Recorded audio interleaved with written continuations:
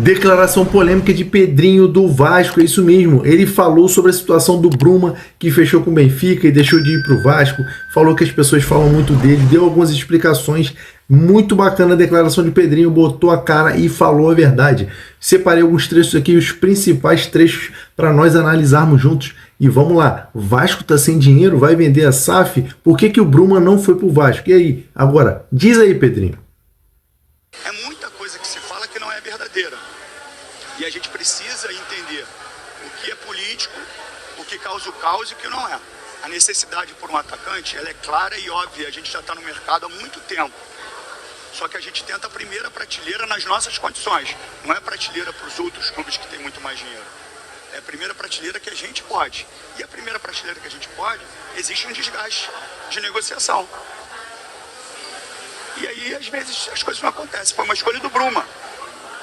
Não foi incompetência, não foi atraso, foi uma escolha do Bruma. Ele parou de responder. Eu comecei a ir muito mais forte no empresário, querendo uma resposta. Quando deu na cabeça dele, ele resolveu me ligar para falar que tinha entrado no circuito Benfica. Que era a última janela não minha. Não era o último dia da janela minha, era o último dia da janela de Portugal. Que, através da lesão do Di Maria, o Benfica foi lá e foi em cima. E o jogador, na lei portuguesa, tem que estar no local ainda para assinar. Quando eu envio a proposta, já era só para ele assinar. Já estava tudo certo. E aconteceu o imprevisto. Agora... Nessa primeira parte, o Pedrinho vem falando que o Vasco, óbvio, vai procurar reforços, mas na realidade, em outras palavras, é na realidade financeira do Vasco. E nessa realidade, claro, gera um desgaste da negociação. Você não tem um dinheiro ali para chegar para oferecer, você tem que negociar. Apesar de ser jogadores de outra prateleira mais abaixo do futebol mundial, nacional, né, internacional, você tem que negociar, porque vem outros times com mais dinheiro, né? Basicamente é isso que ele disse, oferecem, e você que tem menos dinheiro, você tem que ali negociar, espremer daqui, espremer ali, então gera um desgaste.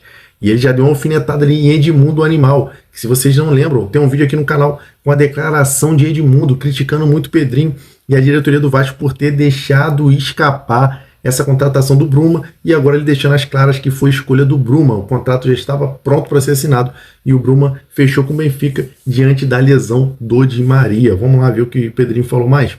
Para exemplificar, um jogador que a gente procurou, que saiu na mídia, foi criticado duramente. Mas o Palmeiras procurou o mesmo jogador. Por que serve para um time que é milionário e não serve para a gente? Então, assim, a gente tem que ter muita calma nas avaliações. Eu não estou brincando com o Vasco, eu estou trabalhando duro. Tá? Então, assim, eu já falo algumas vezes que as pessoas têm que ter, por mais que haja emoção, tem que ter discernimento para fazer uma avaliação do momento. Lá atrás, numa das últimas coletivas com vocês, eu falei, quando começar o Carioca, todo mundo vai cobrar pelo título. Mas a gente está começando o campeonato de forma muito antecipada. Eu preciso dar um mês de férias para os jogadores. Eu vou jogar com o Sub-20. Eu tiro o Sub-20 da Taça São Paulo. Depois eu vou entrar com o time titular. Os jogadores vão estar com a perna pesada. Porque eles estão no meio de uma pré-temporada. O rendimento pode não ser bom. Mas ninguém vai querer saber disso. O torcedor quer o título. Só que isso tudo vai ficando esquecido. Mas eu falei lá atrás. Porque eu vou cumprir o que eu prometi. Que é entrar aqui e começar a pagar as dívidas. E vocês sabem o processo que está acontecendo lá dentro, de estruturação financeira. Você sabe que a gente já negociou com muitos trabalhadores, sem deságio nenhum, porque eu poderia dar o deságio que eu quisesse, mas eu não quis afetar os trabalhadores que passaram muitos anos se dedicando ao Vasco.